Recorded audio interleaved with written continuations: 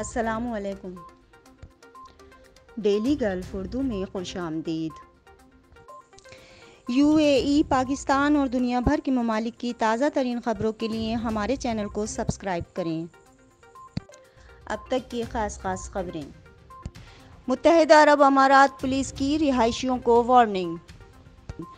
Police ने हफ्ते के रोज़ रिहायशियों को ख़बरदार किया है कि कोविड-19 वबाई अमराज के दौरान सोशल मीडिया पैगामात, इनामात, नौकरियों और ख़रीदारी में डिस्काउंट की पेशकश से बचें।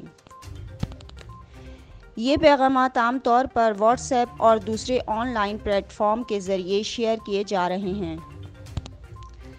पुलिस ने कहा कि ऐसे झूठे पैगामात जराइम पेशा ग्रुपों के ज़रिए फैलाए जा रहे हैं जो जदीद टेक्नोलॉजी का इस्तेमाल करके कम्युनिटी के अफराद को निशाना बना रहे हैं।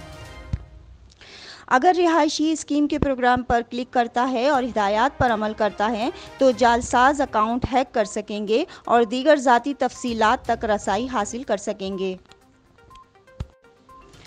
ऐसी किसी भी शिकायत की इत्तला फौरी तौर पर police commander and control centre 999 toll free number या मैसेज के ज़रिए या ईमेल के ज़रिए भेजें। अब तक के लिए इतना ही। अगले बुलेटिन तक के लिए खुदा हाफिज़।